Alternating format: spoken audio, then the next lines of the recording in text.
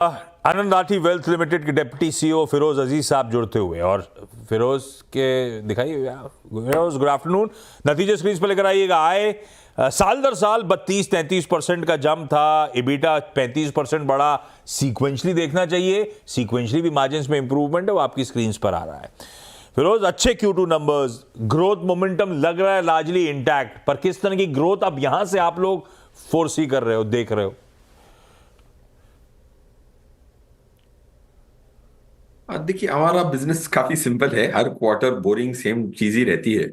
हमारा बिजनेस जो है 20-25% से ग्रो करने की उम्मीद रखता है 10-15 साल के लिए, ये हमारा मानना है।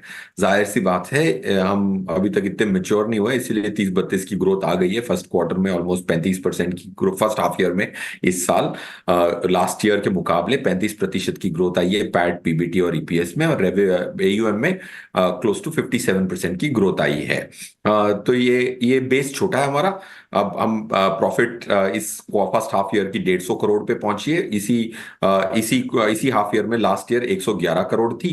और रेवेन्यू जो है 368 से बढ़ के 495 करोड़ की रेवेन्यू पहले हाफ ईयर में आई है। सो पॉइंट वन ये कहना चाहूंगा कि हमारी जो लास्ट 12 क्वार्टर से हम लिस्टेड हैं, उसमें से पहले 2 क्वार्टर में तो कोविड की हाँ, अच्छी उछाल हाँ, थी, लोअर बेस था, उसको अगर हाँ, छोड़ भी दें तो हमारी एवरेज ठीक। Mean growth year on year 33.6% रही है, उसके ना वो तो करीबन ही पता, है। तो आप कह रहे हो वो ठीक है, वो 33% 30% की ग्रोथ नहीं, लेकिन आने वाले फोर्सेबल फ्यूचर 10 साल तक 20-25% की ग्रोथ नॉट बैड फिरोज, अगर इस तरह की ग्रोथ आप लोग क्लॉक करते नजर आए।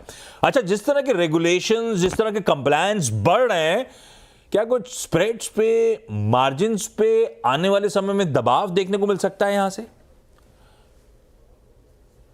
देखिए, हमारी स्प्रेड्स काफी कंसिस्टेंट रही हैं। हम ऐसे कोई हाई कमीशन प्रोडक्ट तो बेचते हैं नहीं। इंश्योरेंस प्रोडक्ट्स तो हमने 13-14 साल से किसी को लाइफ इंश्योरेंस नहीं बेची। टर्म प्लान अलग चीज होती है, अगर किसी को लाइफ कवर करना हो। इन्वेस्टमेंट बेस्ड इंश्योरेंस प्लान जिसमें 40-50% की भी upfront commission on the first year premium आ सकती है, वो नहीं बेची। पीएमएस एआईएफ जहाँ पे कमीशन की थोड़ी रेगुलेशन कम है म्यूचुअल फंड के मुकाबले, वो भी नहीं बेची 12-13 साल से। और क्योंकि हमारे पोर्टफोलियो, मेरे पोर्टफोलियो में for example equity mutual fund, structure products और डेट म्यूचुअल फंड के अलावा कुछ नहीं है। तो क्लाइंटों के पोर्टफोलियो में भी वही है। तो इक्विटी म्यूचुअल फंड में हमारी आफ्टर जीएसटी की कमीशन भी अगर मैं ट्रांसपेरेंटली बताना चाहूँ तो 1.08 1.09 है। और ये मेरे हिसाब से लोअर एंड है। दो हम एक ही कंपनी है, one of the few companies हैं जो सेबी ने ट्रेल मैंडेटरी करने से पहले ही हम खुद ही ट्रेल में 2016 में चले गए थे। If you want to ask me, do I believe that ये जो यील्ड्स हैं वो बरकरार रहेंगी? मेरे हिसाब से हाँ, बरकरार रहेंगी। 3-4 पैसे ओके। इधर उधर हो सकते हैं जरूर, तो largely but I intact think रहने वाला है, ऐसा कुछ दिक्कत नहीं होगी यील्ड्स पे, स्प्रेड्स पे, मार्जिन्स पे। अच्छा Firoz, markets near record levels हैं, तो आप अपने क्लाइंट पोर्टफोलियोज में कोई बदलाव कर रहे हो? क्या ऐसा हो रहा है डेट की तरफ, या स्ट्रक्चर्ड प्रोडक्ट्स की साइड साइड थोड़ा सा तवज्जो ज्यादा देना शुरू करा है? ऐसा शिफ्ट हो रहा है क्या? देखिए, हमारा जो पोर्टफोलियो हमने बनाया हुआ है, और हम 4 पोर्टफोलियो चलाते हैं। 11% की रिटर्न की उम्मीद मिनिमम बीटा में क्या हो सकती है? 12 मिनिमम बीटा, 13 मिनिमम बीटा, 14% की compounded return on overall portfolio minimum beta क्या हो सकती है? हम हमारे पोर्टफोलियो 0.5 से 0.6 निफ्टी पे बीटा चलते हैं, मतलब 40% निफ्टी से कम रिस्क पे ही चलते हैं हमेशा, और रिटर्न को कॉम्प्रोमाइज करे बगैर। इसीलिए स्ट्रक्चर प्रोडक्ट को हम प्लान भी कहते हैं।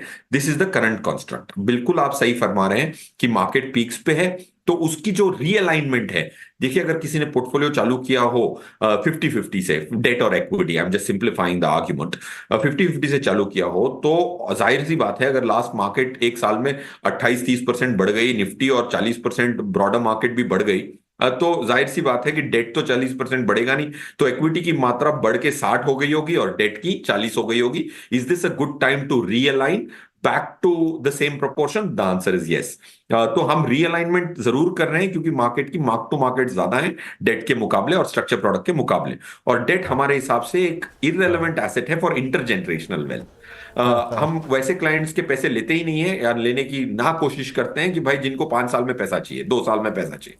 हम वही पैसे को हाथ लगाने की कोशिश करते हैं जो इंटरजेनरेशनल हो। किसी के पास अगर 20 करोड़ रुपया है परिवार के पास, तो शायद ही उनके जो 20 करोड़ रुपए जो 10 सालों में 80 करोड़ हो सकते हैं 15% की ग्रोथ में, वो खर्च इस जन्म में होने से रहे।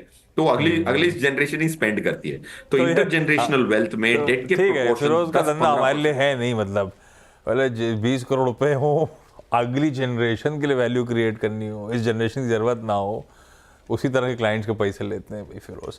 फिरोज जाते जाते क्या कोई कोलैबोरेशन, क्या कोई जेवी वेवी करने का मन? आपके जैसे आपके कुछ पीयर्स तो जैसे वो एएमसी लाइसेंस वगैरह अप्लाई कर रहे हैं, आप लोग का कुछ मन डाइवर्सिफिकेशन का, कोई नए बिजनेस में उतरने का? देखिए आज मैं आपको पूरी चीजें नहीं कह सकता, बट मेरे हिसाब से जब बहुत जरूरत हो तो आप बैकवर्ड इंटीग्रेट करें।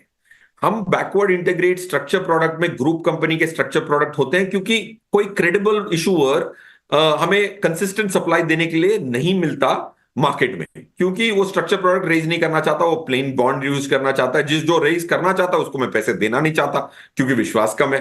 Right, so point I am trying to make is manufacturing तब करें जब बाहर से कोई और ना मिले आपको वही चीज मिलने के लिए। आज अगर 43 44 एएमसीज हैं, टॉप 5 एएमसीज में अगर मैं लॉन्ग इक्विटी की जो काम है वो मैं डेलीगेट कर सकता हूं, तो मैं खुद नहीं करूंगा और उसका सिर्फ डिस्ट्रीब्यूटर बनूंगा।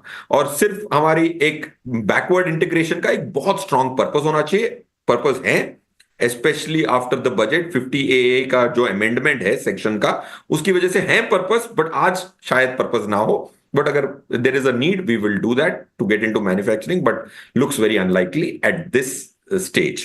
और सेकंड रहा सवाल फॉरेन टाइप्स का, हमारा ये मानना है कि जो चीज आपको समझ में आए वही करें और जितना डीप जा सके वो करें। तो हमारी 145 लोगों की रिसर्च टीम और प्रोडक्ट टीम आज तक इंडिया मेरे हिसाब से पूरी तरह से समझ नहीं पाई है। तो मैं बाहर टाइप करूंगा और अपने रिश्तों को बाहर रेफर करूंगा तो बड़ा भय लगता है, इसीलिए हम इंडिया स्पेशलिस्ट हैं। जब हमारी कंपनी में इतनी क्षमता होगी, इतनी इकोनॉमीज ऑफ स्केल होगी कि 200 लोग को हाँ, मैं हाँ। दुबई या सिंगापुर बिठा पाऊं, तो ग्लोबल टाइप करूंगा और एलआरएस का माध्यम से चलिए, लोगों के पैसे ग्लोबली इन्वेस्ट करूंगा। जब इंडिया तो आज तक 145 लोगों में भी आज भी हम सीख ही रहे हैं।